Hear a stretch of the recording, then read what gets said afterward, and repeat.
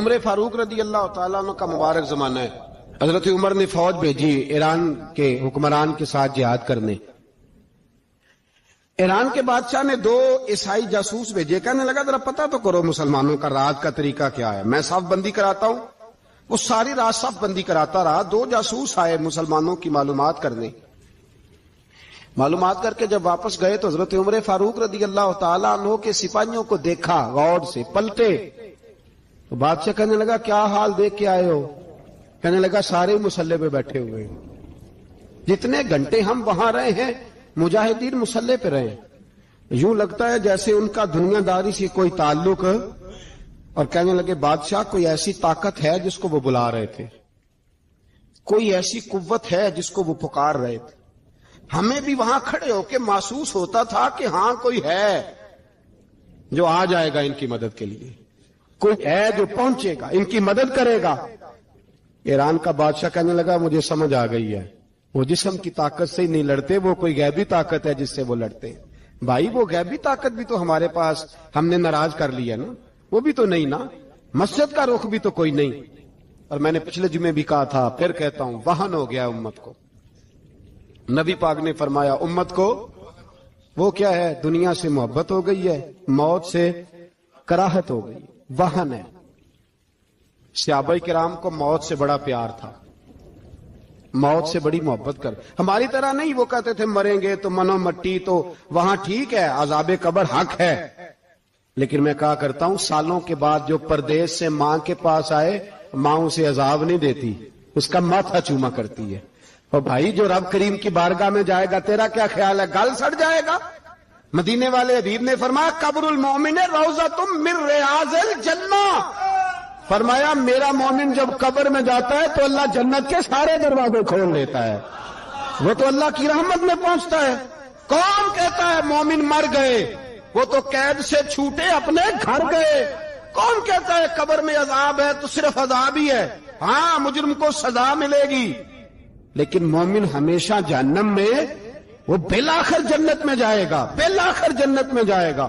اور کسی درویش نے بات کی, وہ کر کے چلے گئے, بر کمال ہی کر گئے. کہنے لگے دوزخ میں تو کیا, میرا سایہ نہ جائے گا, کیونکہ رسول پاک سے دیکھا نہ جائے گا.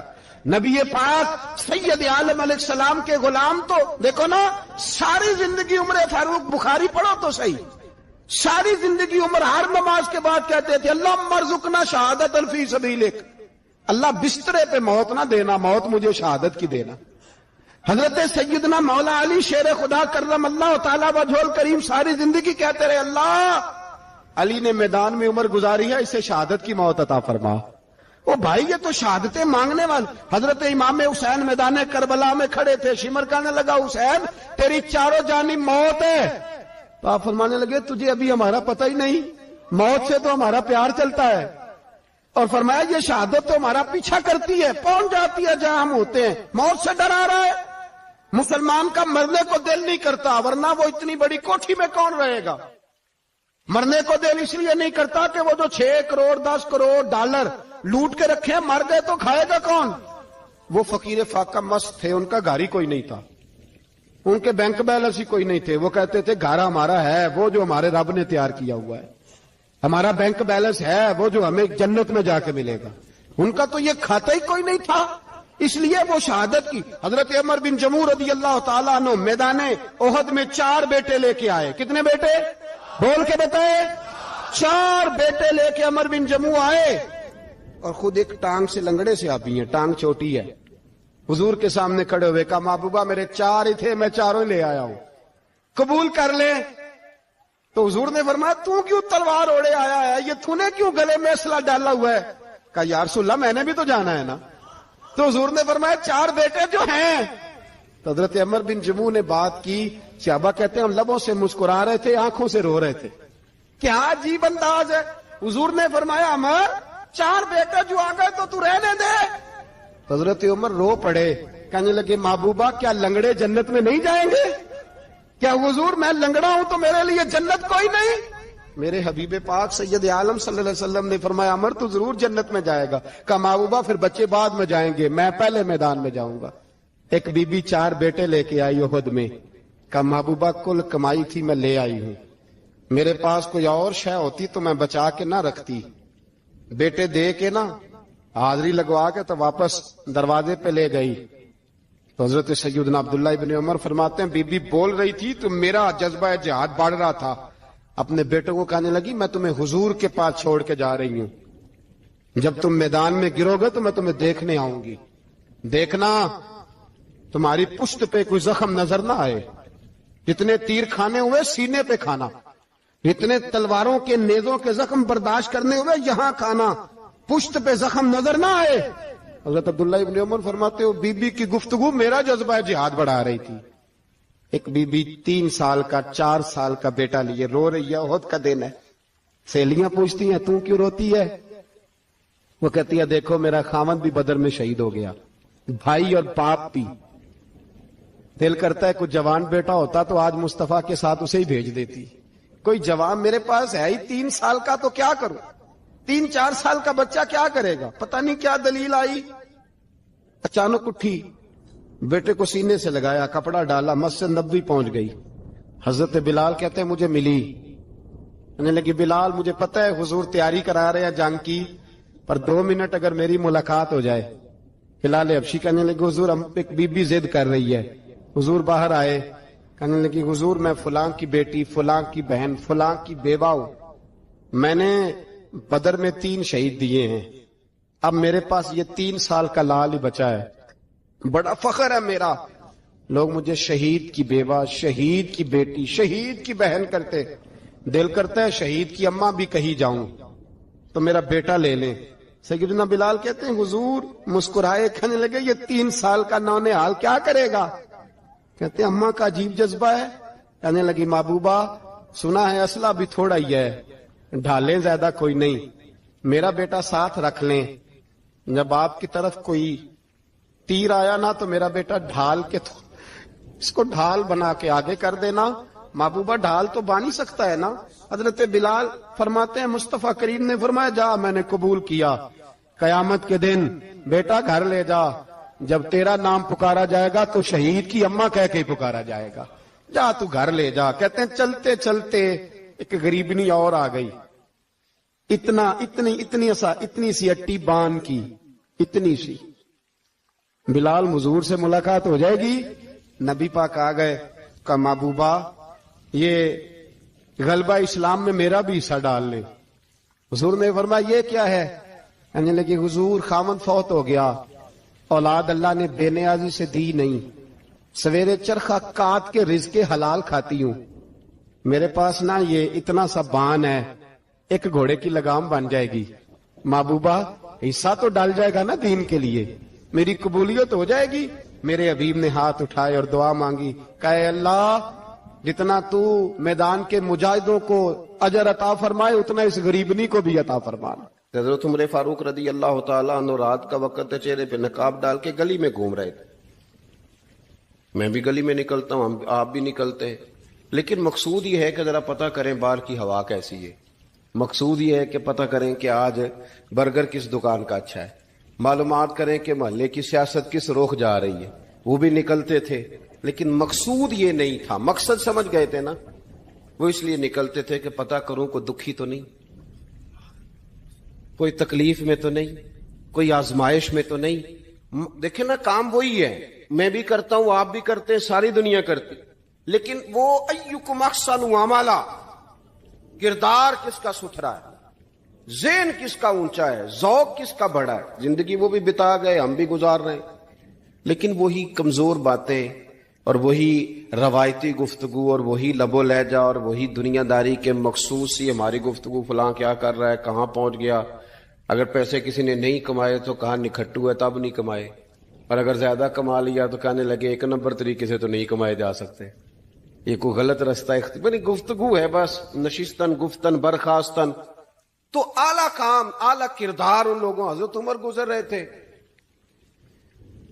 تو غلام ساتھ تھا، ایک شخص کو دیکھا کہ مدینے کے باہر خیمہ لگایا ہوا ہے، بھئی خیریت ہے، یہاں خیمہ کو لگایا؟ کہنے لگا امیر المومنین سے ملنے آیا ہوں، رات ہو گئی تھی تو سوچا یہیں قیام کر لیتا ہوں، صبح ان سے ملوں گا۔ تو فرمایا اندر کسی کے درد سے کراہنے کی آواز آتی ہے، کہنے لگا میری بیوی ہے۔ اور بچے کی ولادت کا وقت آ گیا تکلیف میں. حضرت عمر دوڑے گھر گئے, اپنی اہلیہ سے کہنے لگے نیکی کمانے کا ارادہ ہے؟ اس نے کہا ہے. مقصد سمجھ گئے تھے نا وہ لوگ. بالکل ہے. فرمایا جو ضرورت کی چیزیں ولادت کے وقت ہوتی ہیں لے لیں. کچھ گھی لے لیا, کچھ چنے لے لیے, کچھ ضرورت کی چیزیں لے لی, خاتون کو ساتھ لیا. یہ خاتون اول کی بات کر رہا ہوں میں خاتون اول کی بات کر رہا ہوں. حضرت فاروق اعظم رضی اللہ تعالیٰ عنہ امیر المومنین ہیں. حضرت عمر نے اپنی اہلیہ کو ساتھ لیا, جہاں وہ شخص تھا وہاں آئے. اہلیہ نے حضرت عمر کے ذمہ کام لگایا, آگ جلا لیں, یہ تیل لے لیں, فلاں فلاں چیز گھی میں ڈالنے, بنانی شروع کر دیں. فاروق اعظم نے ہاتھ کے اندر پکڑا ہوا برتن, چمچا, ڈوئی بھی آخ لی دے, پنجابی ہے نا ہم, تو وہ کام کر رہے ہیں, چلا رہے ہیں, آگ جلا رہے ہیں. خاتون اندر ڈیوٹی کر رہی. تو وہ شخص جو تھا نا جس کی بیوی تھی, وہ کہتا میں 2-3 دفعہ کا غلام ادھر آ, فلانی چیز بتا. میرے ذہن میں یہ تھا کہ امیر المومنین نے کو بندہ کھڑا کیا آنے جانے والے مسافروں کا خیال کرے. میرے ذہن 2-4 دفعہ میں نے اپنے لفظوں میں بات بھی کہہ دی, لیکن جب اندر میرے بچے کی ولادت ہوئی تو اندر سے میری بیوی بولی اور حضرت عمر کی اہلیہ بولی, اور بول کے کہنے لگی امیر المومنین مبارک ہو, آپ کے دوست کو رب نے بیٹا دیا ہے. وہ شخص کہتا ہے میں باہر کھڑا تھا, وجود تڑپ گیا, آنکھیں برس پڑی, کبھی نہیں رویا تھا پر کیفیت عجیب بن گئی. کوئی تقریر نہیں سنائی, کوئی اعلیٰ شعر نہیں انہوں نے پڑھا. میں نے جوں لے کر ان کے سر سے پاؤں تک دیکھا. میں نے کہا یہ وہی شخص ہے جس کا نام لے تو کیسر و کسرا کانپ جاتے ہیں, یہ وہی شخص ہے. میں نے جمعے میں کہا تھا کہ روب کپڑوں کا نہیں ہوتا, روب تو دیانتداری کا ہوتا ہے. ہاں بڑا مال کما کے لوگوں نے بنائی ہوتی ہے کار کوٹھی, تو بندے کھڑے ہو کے کہہ دیتے ہیں 2 نمبر طریقے سے آیا ہے. اور 13ویں-14ویں گریڈ کا ملازم ہو تو اس کے سامنے بہت بڑا افسر ڈر رہا ہوتا ہے, یار بندہ دیانتدار ہے, یہ رشوت نہیں لیتا, سفارش نہیں مانتا, یہ میرٹ پہ کام کرتا ہے. تو روب تو آپ کی دیانتداری کا ہے, آپ کی سچائی کا ہے. اپنی زندگی میں جو لوگ مقصد سمجھ گئے, مقاصد پا گئے, کچھ کر گئے, ہم ذرا الجھ گئے ہیں. پہلے اتنا شاندار مکان بناتے ہیں, پھر مرنے کو کس کا دل چاہے. اتنی محنت کر کے جو ہے وہ کوٹھی بنائی ہے تو اب چھوڑ کے کون جائے. وہ تیار بیٹھے تھے, انہیں نبی کریم نے کہا تھا کن فی الدنیا کانک غریب او عابر السبیل, تم نے مسافروں کی طرح رہنا ہے. او میرے بھائی, کبھی دیکھا ہے ایئرپورٹ پہ مسافر لڑتا ہو کہ میں نے یہ جگہ خریدنی ہے؟ اسے پتہ ہے کہ ابھی فلائٹ آنی ہے, میں نے تو چلے جانا ہے. ریلوے اسٹیشن پہ جو جگہ ہوتی ہے وہ خریدنے کے لیے لوگ رٹا نہیں ڈالتے, انہیں پتہ ہے پہلی ٹرین سے چلے جانا ہے. بس سٹاپ پہ جھگڑے نہیں ہوتے کہ یہ کرسی میری ہے, جانا جو ہے مٹی دیں تے مٹی رہنا ہی. ایویں کادی بلے بلے, اج مٹی دے اتے بندے آتے کل مٹی دے تھلے. اتنا زیادہ مقصد نہیں نا جب سمجھتے تو بے چین ہے, بے قرار. بعض لوگوں نے اتنے پیسے جمع کر لیے کہ اتنے کھا نہیں سکتے, اتنی ضرورت نہیں, لیکن اس کے باوجود ہے کہ وہ دوڑ ختم ہونے کا نام ہی نہیں لے رہی. حضرت صدیق اکبر رضی اللہ تعالیٰ عنہ امیر المومنین ہے. بادشاہوں کے بڑے بات ہوتی ہے. ہمارے ملک میں ایسے بھی بادشاہ گزرے ہیں کہ جو سفر پہ جاتے تھے تو خانساں میں بھی لے جاتے تھے, باورچیوں کو بھی لے کے جاتے تھے کہ کھانا میری مرضی کا ہونا چاہیے. حضرت ابوبکر صدیق نے پانی مانگا, امیر المومنین, تو صحابہ نے نا شہد ملا پانی پیش کیا. کوئی اتنی لمبی بات تو نہیں, لیکن صدیق اکبر رو ہی پڑے, اور اتنا روئے کہ ہجکیاں بن گئیں. لوگ کہتے ہیں پتہ نہیں تھا کس بات پہ رو رہے ہیں, پر ہم بھی رو پڑے. حضور آپ کیوں روتے ہیں؟ تو آپ فرمانے لگے یار مجھے آسانیوں میں مبتلا کرنے لگے ہو, مجھے ان دنیا کی لذات میں الجھانے لگے ہو. میں حضور کی بارگاہ میں بیٹھا تھا تو اللہ کے رسول فرما رہے تھے پیچھے ہٹ جا, پیچھے ہٹ جا, پیچھے ہٹ جا. میں نے پوچھا حضور آپ کس کو کہہ رہے ہیں؟ تو حضور فرمانے لگے دنیا میرے پاس آئی تھی, وہ قریب کرنا چاہتی تھی مجھے, تو میں نے اسے کہا پیچھے ہٹ جا, میرے نیڑے نہ آنا, دور ہٹ جا. تو ہٹ تو گئی ہے پر جاتی دفعہ کہہ گئی ہے سونیا آپ تو بچ گئے ہیں, پر آپ کے بعد والے کیسے بچیں گے؟ تو مجھے سینے سے لگا لے, گلے سے لگا لے, مقصد اپنا سمجھے, اعمال کا حسن پیدا کرے. اگر انسان کا مقصود مال کمانا ہے تو اگر مال مل گیا تو اس کے بعد پھر کیا کرے گا؟ کسی نے طے کر لیا تھا کہ بہت بڑی گاڑی اور بہت بڑا بنگلہ مجھے چاہیے، تو وہ بنگلہ اسے مل گیا، گاڑی آ گئی، اب تو مقاصد کیونکہ طے نہیں ہوتے، تو جو چیز انسان چھوٹا سا مقصد طے کرتا ہے وہ اسے حاصل ہو جاتا ہے۔ میں نے ملک سے باہر جانا ہے، گھر سیٹ کرنا ہے، ساتھ والا پلاٹ لینا ہے، ہو گیا سارا کچھ، تو اب وہ پھر انسان بے چین ہو جاتا ہے، پریشان رہتا ہے، کہتا ہے سمجھ نہیں آتی مطلب مقصود کیا ہے۔ اللہ تبارک و تعالیٰ نے تو ایک تنکا بے مقصد پیدا نہیں کیا، اتنا سونا انسان کیسے بے مقصد پیدا کر دے؟ تو رب کریم نے ہمیں بتایا کہ مقصد تو تمہارا ہے، مقصد ہے الذی خلق الموت والحیات لیبلوکم ایکم احسن عملا، اس نے موت اور حیات اس لیے پیدا کی ہے تاکہ پتہ چلے تم میں اچھے عمل کون کرتا ہے، تم کس قدر زیادہ اپنے رب کی عبادت کرتے ہو، کس قدر زیادہ حسن اخلاق کا مظاہرہ کرتے ہو، کس قدر زیادہ لوگوں کی خدمت کرتے ہو، کس قدر زیادہ تم دین کی تبلیغ میں، اشاعت میں، ابلاغ میں، ترویج میں کردار ادا کرتے ہو۔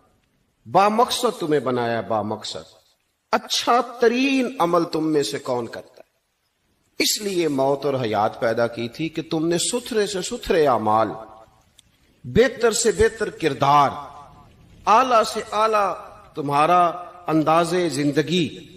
دیکھیں ہم نے لوگوں کے ساتھ مل کے رہنا ہوتا ہے، بہت ساری چیزیں ایسی ہوتی ہیں کہ جو تکلیف کا سامان بنتی ہیں۔ اب انہی لوگوں کے ساتھ اللہ نے ہمیں مل کے رہنے کا حکم دیا، ان کے حقوق ادا کرنے کا حکم دیا، تو ساتھ ساتھ نا درگزر کا بھی کہا، معافی کا بھی کہا۔ جب انسان معافی کر دینے والا ہو جاتا ہے، درگزر والا ہو جاتا ہے، تو پھر وہ بڑا ہو جاتا ہے، بڑے دل والا ہو جاتا ہے، بڑے حوصلے والا ہو جاتا ہے، بڑے ضرب والا ہو جاتا ہے، اس کی زندگی حسین ہوتی۔ تو یہاں آئے تھے کچھ کام کرنے، وہ جو ہم نے مقصود بنائے تھے نا، مطلب اچھے کپڑے، اچھی دنیا داری، اچھی گاڑی، اچھا موبائل سیٹ، وہ چونکہ مقصود نہیں تھا تو ان چیزوں کے حصول کے باوجود بھی لوگ پریشان ہیں۔ مقصود یہ تھا کہ بہترین عمل، سونا عمل، اعلیٰ ترین عمل، میرے رسول پاک صلی اللہ علیہ وسلم کے غلاموں نے نا وہ عمل کر کے دکھایا۔ اعلیٰ ترین مزاج رکھتے تھے اور اعلیٰ ترین خدمت، یعنی لوگ ان کا کردار دیکھ کے نا، کردار اور عمل دیکھ کے، ہم تو لمبی تقریریں کرتے ہیں، باتیں کرتے ہیں، بڑا کچھ بتانا پڑتا ہے، لیکن وہ بس تھوڑا سا نا لوگ ان کے پاس اٹھتے بیٹھتے تھے، آتے جاتے تھے۔ اتنی دوڑ ہے کہ آگے بڑھ کے اور لینا ہے، اور لینا ہے، عالم مزید کا رٹا، وہ سمجھ گئے، ہم نا اڑے ہوئے۔ بہت سارے لوگ ایسے ہیں جنہیں صحیح بات کا پتہ چل گیا ہے، وہ فیصلہ کرنے میں دیر کر رہے ہیں، انہیں سمجھ آ گئی ہے کہ بہتر یہی ہے کہ میں وقت پہ مسجد آیا کروں، انہیں سمجھ آ گئی ہے بہتر یہ ہے کہ سویرے اٹھ کے نا واٹس ایپ بعد میں دیکھوں، پہلے قرآن پاک کی زیارت کر لیا کروں۔ سمجھ انہیں ہے، سمجھ ہے کہ باتیں زیادہ کرنے سے بہتر ہے درود و سلام زیادہ پڑھا جائے، پتہ انہیں ہے، وہ فیصلہ ہی نہیں کر رہے، ارادہ نہیں بنا رہے، توجہ نہیں کر رہے۔ جب بہت زیادہ بندہ دنیا داری میں الجھ جاتا ہے نا، بہت زیادہ، آسانیاں تو بندے کو جینے نہیں دیتی۔ پہلے انسان کہتا ہے کہ موٹر سائیکل ہو جائے نا تو چلو سفر آسان ہوگا، پھر موٹر سائیکل کہتا ہے ٹائر 2 ہیں، 4 ٹائروں والی ہو نا، چلو مہران ہی ہو جائے خیر ہے، لیکن مہران میں بیٹھتے ہی اسے خیال آتا ہے کہ اس کی تو سیٹیں تنگ ہیں،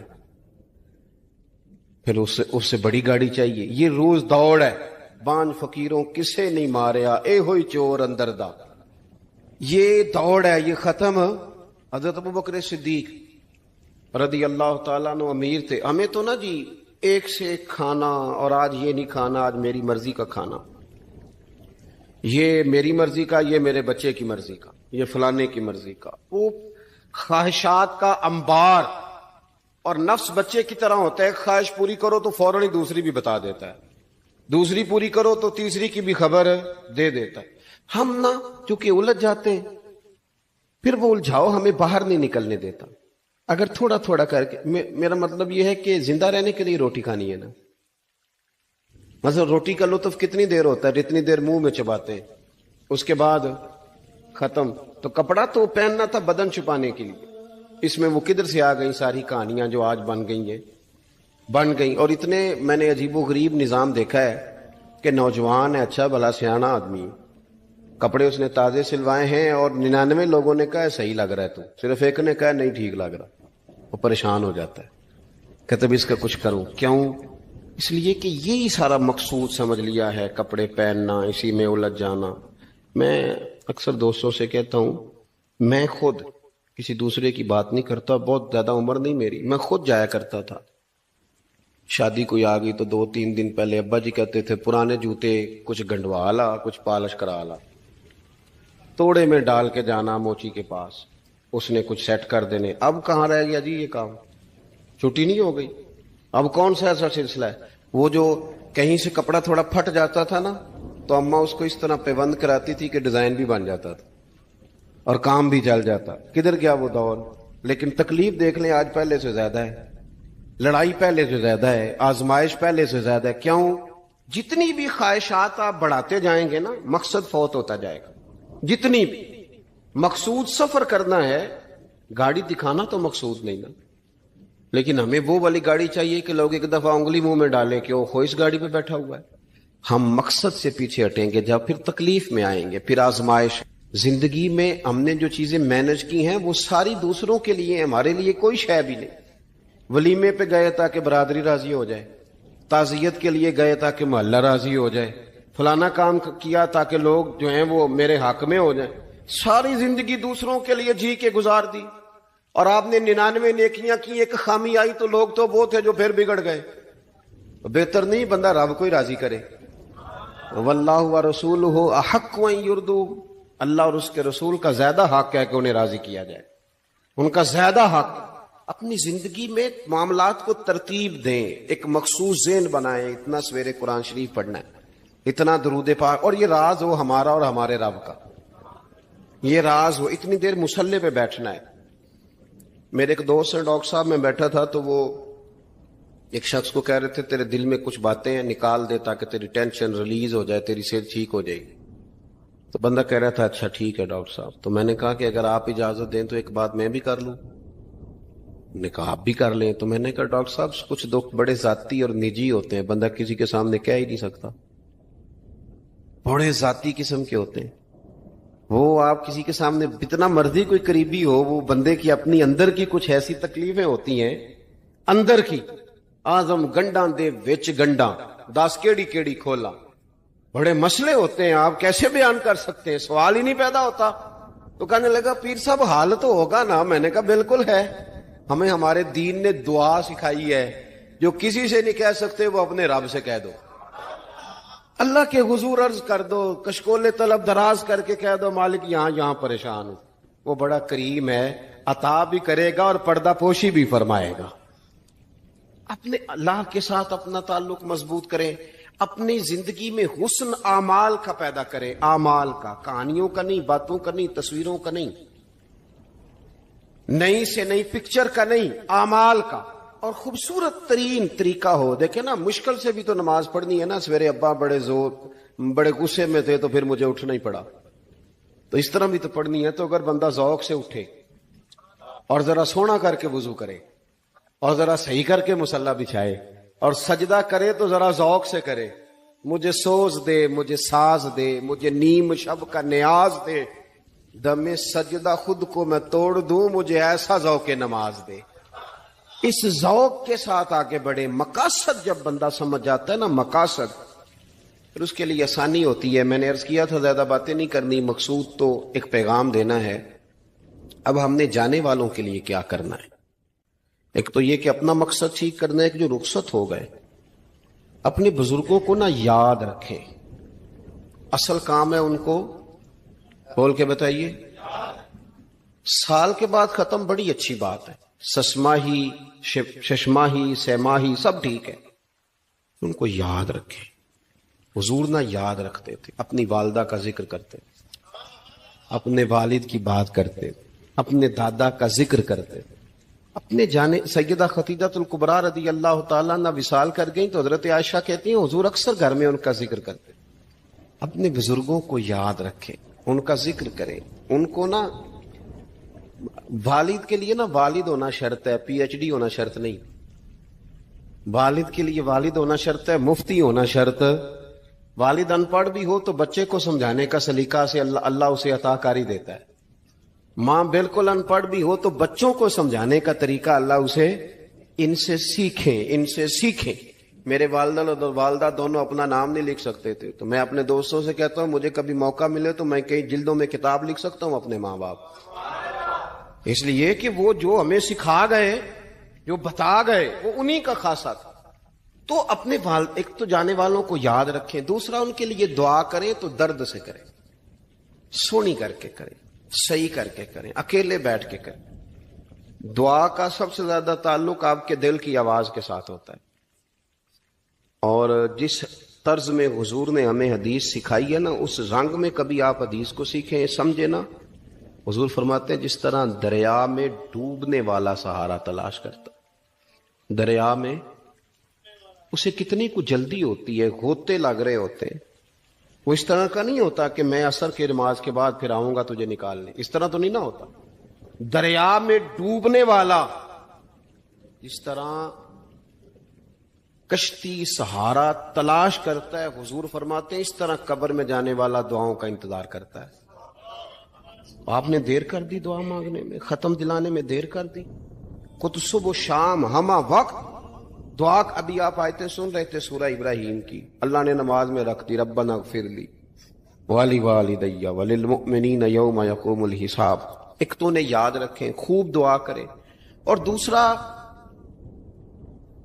کوشش کریں کہ وہ جو نیکیاں کرتے تھے وہ نیکیاں بھی جاری رہیں. جن لوگوں سے ان کا اچھا تعلق تھا وہ تعلق بھی قائم رہے. یہ بھی کوشش کریں کہ ان کے لیے صدقات و خیرات کریں، اور قیمتی صدقہ دے. قیمتی، میں بات ختم کرنے لگا ہوں بس. قیمتی صدقہ دے، قیمتی. 15 تولے سونا گھر میں پڑا ہوتا ہے، قیمتی ہوتا ہے نا. کبھی کسی نے چوک میں بتایا کہ آج 15 تولے سونا میرے گھر میں پڑا ہے؟ بولو نا، لگتا ہے تو 10 چھڑنا ہے. اگر گھر میں 50 لاکھ روپے کیش پڑا ہو تو چوک میں گلی میں آ کے آپ بات کریں کہ گھر میں پیسے پڑے ہیں؟ کیوں؟ کہ وہ قیمتی ہیں، کوئی لے نہ لے. تو یہ جو 5000 مسجد دیکھ کے سارے محلے کو بتاتے ہو یہ بھی صدقہ تھا، یہ بڑا قیمتی چیز تھی. یہ بتانے والا نہیں تھا، یہ تو نیکی تو قیمتی تھی. قیمتی چیز جو ہوتی ہے وہ تو چھپائی جاتی ہے کہ بتائی جاتی ہے. یہ جو بیٹیاں ہیں نا اسلام کی، مائیں بہنیں، یہ قیمتی ہیں. اس لیے اسلام انہیں کہتا ہے تم گلیوں اور چوکوں میں آنے والی نہیں، قیمتی چیزیں گھر کے اندر رہا کرتی ہیں. تم قیمتی چیزیں ہو، تمہارا وجود قیمتی ہے. تم کبھی ماں ہو، کبھی بیٹی ہو، کبھی بہن ہو، کبھی بیوی ہو، قیمتی ہو. اس لیے تمہیں اسلام کہتا ہے کہ گھر کے اندر رہو گی تو تمہاری قیمت رہے گی. کچھ چیزیں ایسی ہیں جو چوکوں میں گلیوں میں پھیل جائے تو ان کی قیمت نہیں رہتی. اس لیے تمہیں کہا جاتا ہے کہ گھر میں رہو. یہ جو تمہیں چوکوں میں لاتے ہیں یہ تمہیں بے وقت کرنا چاہتے ہیں، بے قیمت کرنا چاہتے ہیں. انسان تھوڑی دیر کے لیے، اگر تھوڑی دیر کے لیے غور کرے تو بڑے بڑے جانور انسان سے بڑے طاقتور ہیں، لیکن اللہ نے ان کی نکیل انسان کے ہاتھ میں تھما دی. اتنا بڑا جہاز ہے، ٹنوں وزن لے کے چل رہا ہے. انسان کے بس کی بات نہیں کہ وہ کئی لوگ لگ کے بھی اس کو اٹھا سکیں، لیکن اللہ نے اس کے قبضہ و اختیار میں کر دیا ہے. فرمایا هو الذی خلق لکم ما فی الارض جمیعا، زمین میں جو کچھ ہے سارا تیرے لیے بنایا ہے، آسمان میں جو ہے سارا تیرے لیے بنایا ہے. وما خلقت الجن والانس الا لیعبدون، فرمایا کل کائنات میں نے تیرے لیے بنائی ہے اور تجھے میں نے اپنی عبادت کے لیے پیدا فرمایا ہے. تو جنوں اور انسانوں کو اللہ نے اپنی عبادت کے لیے تخلیق فرمایا. مقصد زندگی، مقصد تخلیق، دنیا میں آنے کا مقصد اولین اور مقصد آخرین اللہ کی عبادت، اللہ کی معرفت، اللہ کی طرف توجہ، اللہ کی طرف رجوع. یہی ایک مقصد تھا انسان کے آنے کا. اسی کو قرآن نے بیان کیا تھا. اپنے اپنے مقاصد. درود شریف پڑھنے والے بلند صلاۃ و سلام علیک یا سید یا رسول اللہ. اپنے اپنے مقاصد، اپنے اپنے معاملات کو ہم نے ترتیب دے لیا ہے.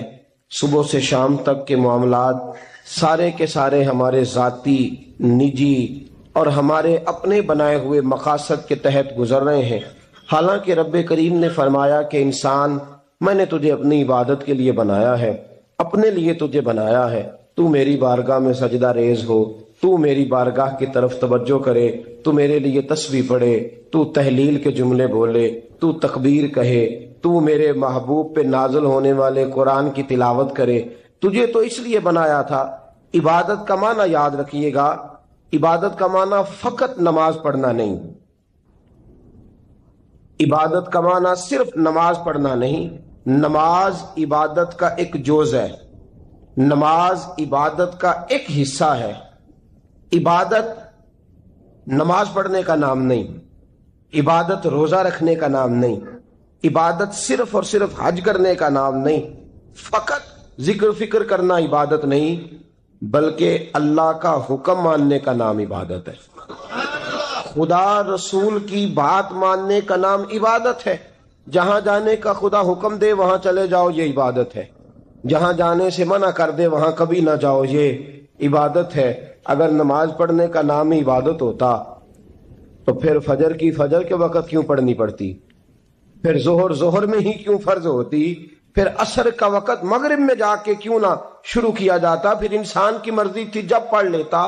فرمایا نہیں، عبادت میری ہے، اصل میری اطاعت ہے۔ میں جب کہوں کہ یہ فجر کا وقت ہے تو تجھے فجر مان کے پڑھنا، جب کہوں ظہر کا وقت ہے تو ظہر مان کے۔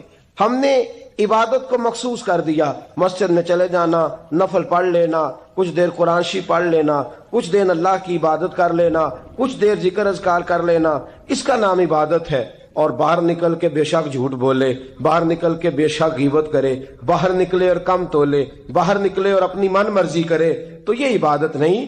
اس لیے کہ ہم اس خدا کے ماننے والے ہیں جو صرف مسجد میں نہیں ہوتا، بلکہ جلوہ تیری ذات کا کو بکو ہے، میں جدھر دیکھتا ہوں ادھر تو ہی تو ہے۔ ہمارا خدا صرف مسجد میں نہیں ہے، اللہ ہر جگہ ہے۔ جے میں تینوں اندر جانا پھر مقید جانا، جے میں تینوں باہر سمجھا اندر کون سمانا، اندر بھی تویں باہر بھی تویں وچ بلا کون نمانا۔ اصل بات یہ ہے کہ جب خدا ہر جگہ ہے تو اللہ تبارک و تعالیٰ کا حکم ہر جگہ ماننا ہے، ہر جگہ اطاعت کرنی ہے، ہر لحاظ سے۔ رب کی بات ماننے کا نام عبادت ہے، اللہ کی، اس کے رسول الپاک صلی اللہ علیہ وسلم کی بات ماننے کا نام، توجہ ہے آپ کی میری بات پہ؟ عبادت کا مفہوم سمجھیے گا، عبادت کا مفہوم سمجھیے گا۔ ہمارا وہ دین نہیں جو پنڈتوں جوگیوں راہبوں کا مذہب ہے کہ جنگلوں میں نکل جاؤ تسبیح لے لو، میں کھٹکتا ہوں دل عالم میں کانٹے کی طرح اور تو فقط اللہ اللہ اللہ۔ یہ مذہب نہیں۔ ہمارا دین کہتا ہے مسجد میں بیٹھ کے جو ذکر کرے گا اسے بھی ثواب ملے گا، اور جو محنت کر کے کما کے بچوں کو کھلائے گا اسے بھی ثواب ملے گا۔ ہمارا دین یہ کہتا ہے جو مسجد میں بیٹھ کے قرآن پڑھے گا اسے بھی ثواب ملے گا، اور جو گلی میں پڑا ہوا کانٹا اٹھا دے گا اسے بھی اللہ اجر عطا فرمائے گا۔ اللہ کا حکم ماننا، اللہ کا حکم ماننے کا نام عبادت۔ محمود غزنوی کے پاس ہیرا ہے، محمود غزنوی کے بڑے غلام تھے تو ایک بڑا پیارا تھا اسے، آپ جانتے ہیں اس کا نام کیا تھا؟ ایاز محمود غزنوی کو بڑا تو حسد شروع ہو جاتا ہے ہر جگہ، اللہ ماشاءاللہ۔ لوگ کہنے لگے بادشاہ ہر وقت اسی کو پیار کرتا رہتا ہے، ہر وقت اسی کی طرف توجہ کرتا رہتا ہے۔ بادشاہ نے ایک دن آزمانا چاہا، اتنا ہیرا تھا، موٹا ہیرا بادشاہ کے پاس۔ بادشاہ نے ایک وزیر صاحب کو بلایا، کہا یہ اینٹ پکڑو، ہیرے پہ مارو، اسے توڑ دو۔ کہنے لگا بادشاہ بات تیری ٹھیک ہے پر بڑا قیمتی ہیرا ہے، کیوں تڑوا رہے ہیں آپ؟ مال خزانہ میں رکھ دیں، کام آئے گا، کسی نہ کسی جگہ پہ استعمال ہو جائے گا، آپ کیوں اس کو تڑوانے کی ضد کر رہے ہیں؟ بادشاہ سلامت نے کہا اچھا تم نے ٹھیک مشورہ دیا، میں ہی جذبات میں آ گیا تھا۔ ایک دوسرے آدمی کو بلایا، اس کو کہا یہ ہیرا توڑنا ہے۔ اس نے کہا بادشاہ مجھے لگتا ہے پوری دنیا میں اتنا موٹا ہیرا تیرے پاس ہے، کسی اور کے پاس نہیں ہوگا۔ یہ توڑنے کی چیز نہیں، تجوری میں سنبھالنے کی چیز ہے، اسے سنبھال کے رکھ۔ تیسرے کو بلایا، چوتھے کو بلایا، جس کو بھی بلاتا رہا وہ بادشاہ کو سمجھاتا رہا، جس کو بلایا بادشاہ کو سمجھایا۔ ایاز کی باری آئی، کہا ایاز ادھر آ۔ توجہ ہے آپ کی؟ ایاز ادھر آ، یہ ہیرا تو توڑ دے. اس نے اینٹ پکڑی، زور سے ماری، ہیرا توڑ دیا. بادشاہ کہنے لگا بڑا بیوقوف ہے بھائی تو، یہ سارے میرے خیر خواہ تھے، مجھے سمجھاتے رہے اور تو نے خیال ہی نہیں کیا. میں بیوقوف تھا تو بھی ساتھ ہو گیا، توڑ ہی دیا. کہنے لگا بادشاہ غلطی ہو گئی،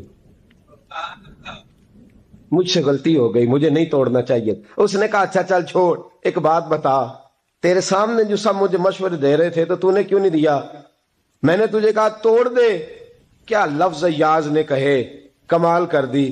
کہنے لگا بادشاہ میرے دل میں خیال آیا ہیرا ٹوٹتا ہے تو ٹوٹ جائے، میرے بادشاہ کا حکم نہیں ٹوٹنا چاہیے.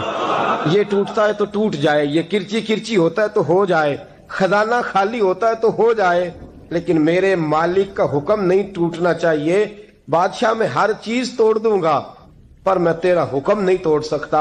بس دوستو یہی عبادت ہے، بلا مثال و بلا تشبیہ بات سمجھیے گا.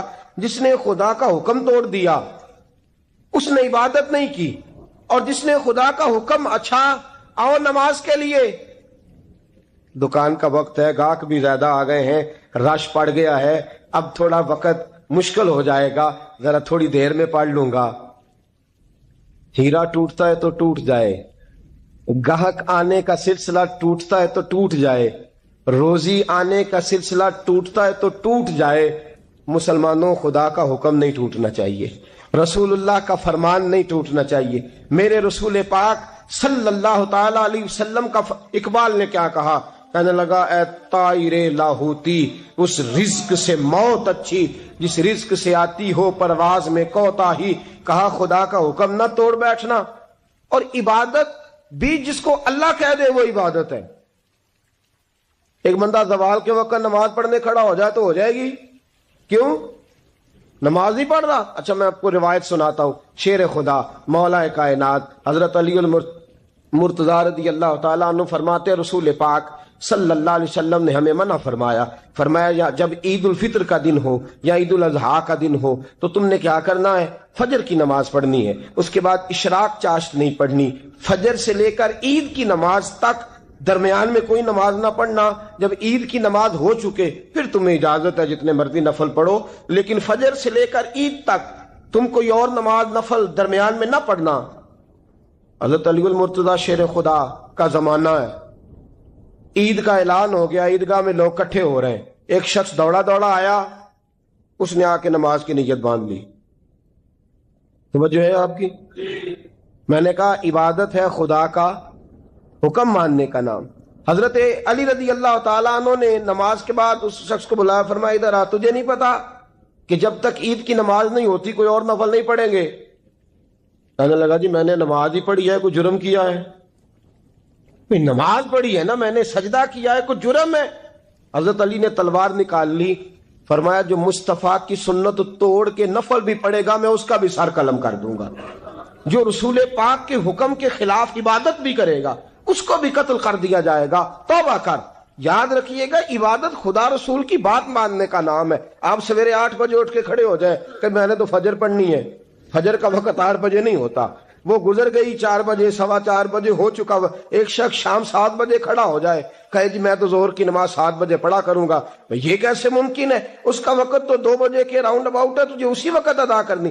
یاد رکھیے گا عزیز ساتھیو، عبادت اللہ کا حکم ماننے کا نام ہے، لیکن عبادت کی بہت بڑی جو ایک رکن ہے، عبادت کا بہت بڑا جو ایک جز ہے وہ نماز پڑھنا ہے، بہت بڑا جز.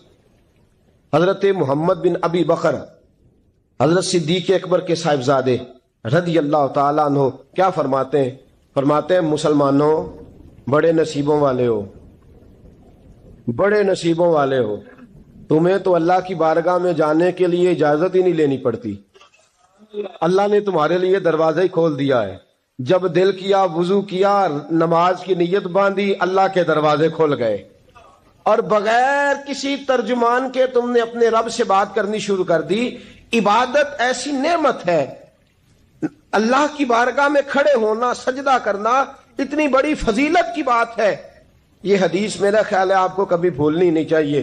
سید عالم نور مجسم شفیع معظم صلی اللہ علیہ وسلم نے فرمایا بتاؤ اگر کوئی کسی کے گھر مہمان جائے تو میزبان اس کے ساتھ کیا سلوک کرے گا؟ تو صحابہ کہنے لگا یا رسول اللہ جتنا میزبان اچھا ہوگا اتنا ہی اچھا سلوک کرے گا، جتنا وہ اعلیٰ ہوگا اتنا ہی اعلیٰ سلوک کرے گا، جتنا وہ عرفہ ہوگا اتنی ہی اس کی بات بھی بڑی ہوگی۔ نبی پاک صلی اللہ علیہ وسلم نے فرمایا جو مسجد جاتا ہے وہ اللہ کا مہمان ہے، جو مسجد جاتا ہے وہ اللہ کا مہمان ہے۔ فرمایا میزبان کے ذمے ہے کہ مہمان کے اوپر رحمت کرے، کرم کرے۔